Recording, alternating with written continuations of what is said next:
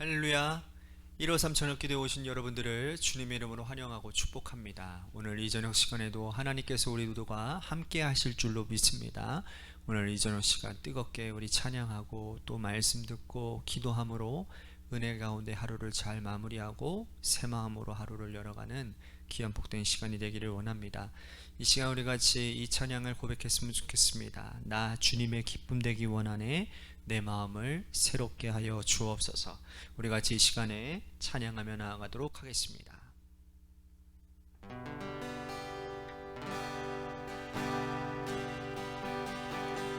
나 주님의 기쁨 되기 원하네, 내 마음을 새롭게 하소서. 새 부대가 되게 하여 주사, 주님의 빛 비추게 하소서. 내가 원하는 한 가지, 주님의 기쁨이 되는 것. 내가 원하는 한 가지, 주님의 기쁨이 되는 것. 겸손히 내 마음 드립니다. 나의 모든 것 받으소서. 나의 맘 깨끗게 씻어주사, 주의 길로 행하게 하소서. 내가 원하는 한 가지, 주님의 기쁨이 되는 것. 내가 원하는 한 가지, 주님의 기쁨이 되는 것. 내가 원하는 한 가지, 주님의 기쁨이 되는 것. 내가 원하는 한 가지, 주님의 기쁨이 되는 것.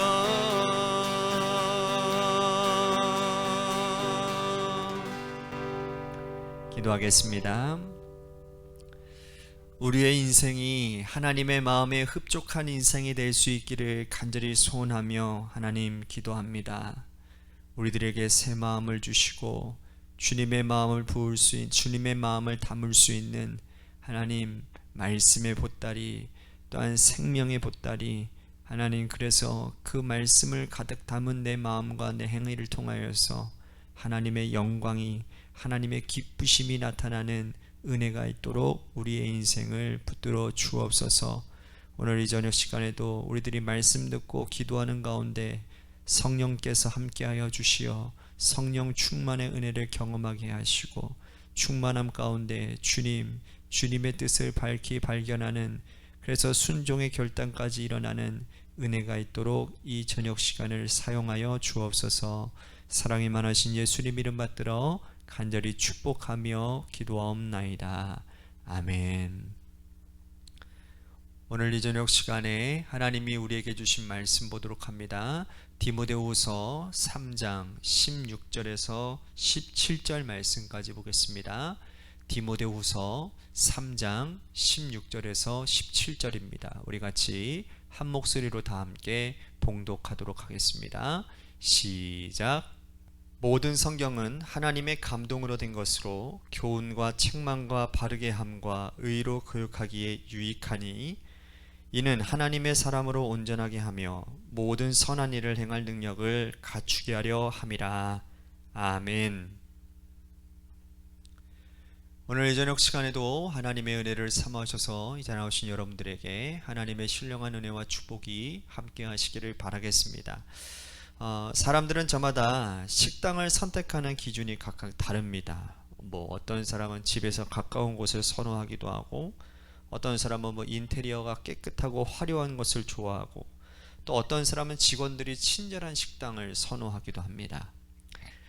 그런데 그런 것들보다 가장 중요한 선택의 기준은 무엇입니까? 바로 식당은 맛있어야 합니다.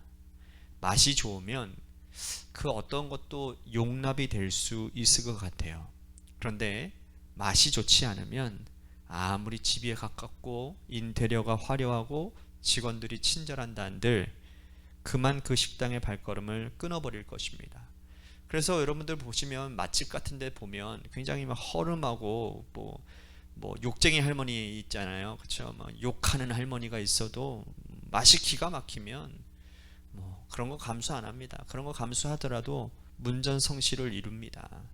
그러므로 식당을 운영하는 분들은 맛에 목숨을 걸고 또 맛의 경쟁력을 가져야 된다는 것이죠.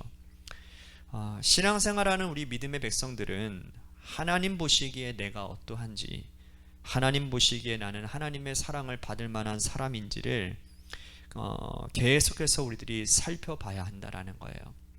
하나님은 겉모습을 보시는 분이 아니고 하나님은 우리의 생각과 속사람과 계획하는 것과 우리가 생각하는 모든 것까지 다 꿰뚫어 보시고 살피시는 영이신 아버지이십니다. 그러므로 우리는 하나님을 속일 수 없으므로 우리의 내면과 생각을 늘 경건하고 아름답게 잘 가꿔야 된다는 것이죠. 오늘 본문에서 바울은 디모데에게 신앙인의 경쟁력이 어디에 있는지, 하나님께서 과연 우리에게 원하고 바라시는 것이 무엇인지를 그리고 우리가 어떻게 그것을 채워가야 되는지를 설명하고 인도하고 있습니다. 바울이 우선 그 당시 타락한 교회 공동체 성도들이 어떤 모습을 보이고 있는지 타락한 교회의 참담한 모습을 고발하고 있습니다. 자, 우리가 읽지는 않았지만 2절부터 4절 말씀을 보겠습니다. 사람들이 자기를 사랑하며 돈을 사랑하며 자랑하며 교만하며 비방하며 부모를 거역하며 감사하지 아니하며 거룩하지 아니하며 무정하며 원통함을 풀지 아니하며 모함하며 절제하지 못하며 사나우며 선한 것을 좋아하지 아니하며 배신하며 조급하며 자만하며 쾌락을 사랑하기를 하나님 사랑하는 것보다 더하며. 자, 여기서 핵심은 뭐냐? 자기를 사랑한다라는 말입니다. 그 당시 타락한 교회 성도들은요, 자기를 사랑하고 쾌락을 좋아했기에 하나님 사랑하는 것보다 더 세상 것들을 사랑하고 자기를 더 좋아했다라는 겁니다.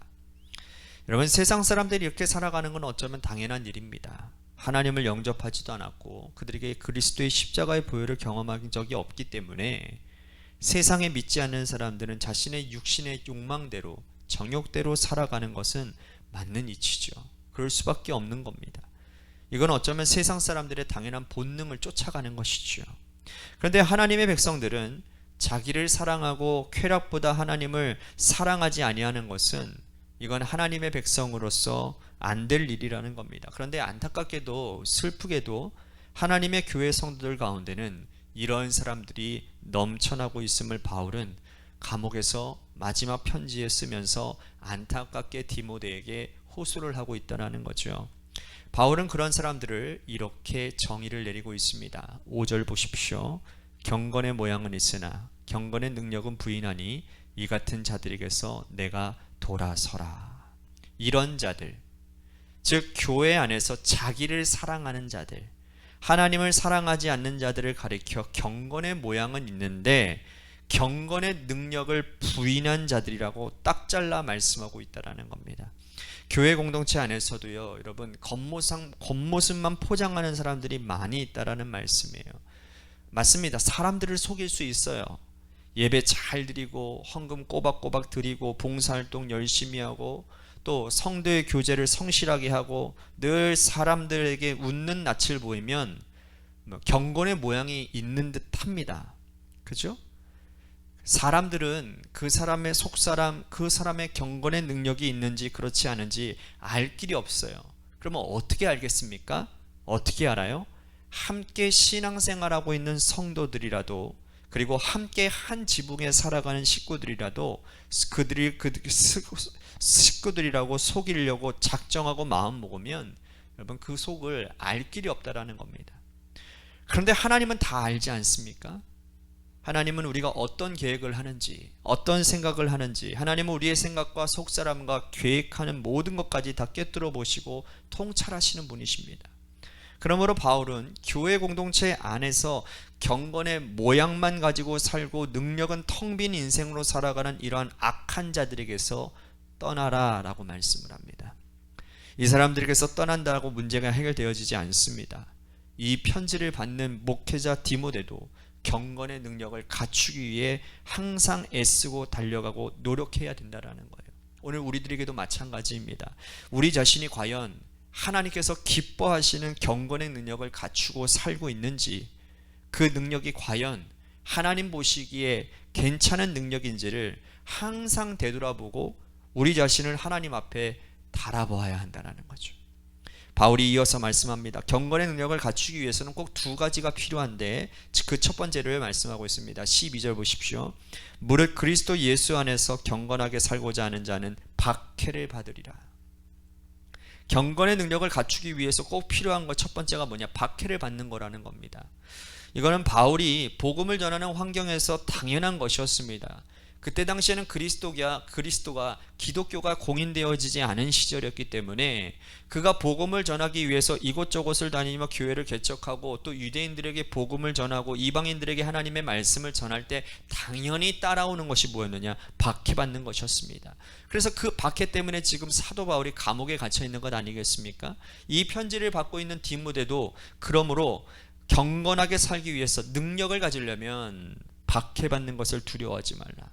이것을 당연히 여기라고 말씀을 하고 있다라는 거예요. 오늘 이 시대, 그 옛날 바울 시절, 그 옛날 디모데 시절처럼 그러한 박해는 존재하지 않습니다. 다만 우리의 마음속에 끊임없는 유혹이 존재할 뿐이라는 것이죠. 어쩌면 그 옛날 바울의 시절의 박해보다 사단이 우리를 물질로 유혹하고 각종 세상의 이권으로 유혹하는 것을 견디기가 더 힘들지도 모르겠습니다. 경건하게 살고자 하는 자, 우리 안에 사단의 시험이 항상 존재하고 있다는 사실을 깨닫고 기억하시고, 나는 왜 내 인생에 박해가 없는지, 왜 내 인생에 이러한 시험과 유혹이 없는지를 되돌아봐야 되는 거예요. 어쩌면 내 인생에 박해와 유혹의 시험이 없다라는 것은 우리가 너무나도 세속적으로 편하게 신앙생활하고 있는 것은 아닌지를 주님 앞에서 다시 한번 살펴봐야 된다는 거예요. 동시에 바울은 두 번째 경건의 능력을 갖추기 위한 조건을 말하고 있는데요, 우리가 읽은 말씀이에요. 16절 17절입니다. 모든 성경은 하나님의 감동으로 된 것으로서 교훈과 책망과 바르게 함과 의로 교육하기에 유익하니 이는 하나님의 사람으로 온전하게 하며 모든 선한 일을 행할 능력을 갖추게 하려 함이라. 하나님의 말씀인 성경은 하나님의 사람을 온전하게 한다라고 했습니다. 경건의 모양만 갖추고 있는 사람들에게 경건의 능력을 갖추게 하는 책이 바로 하나님의 말씀인 성경이라는 거예요. 말씀을 늘 가까이 하고 말씀을 늘 읽고 묵상하고 말씀이 이끄는 대로 따라가는 자는 속사람이 경건의 능력으로 채워지게 된다는 겁니다.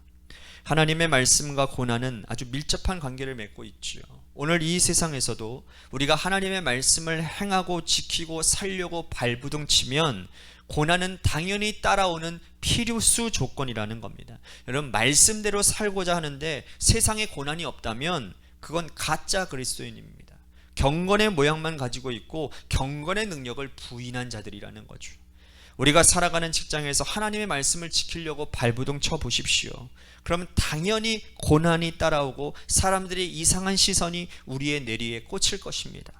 우리의 가정에서도 믿지 않는 식구들과 함께 어울려 살면서 말씀으로 지키려고 발부둥 치면 칠수록 고난은 항상 우리들에게 발톱을 드러낼 거라는 거예요. 그러면 우리가 기억해야 될 것은 하나님의 말씀이 인도하는 대로 이끄시는 대로 살려고 애쓰고 노력해야 된다라는 거예요.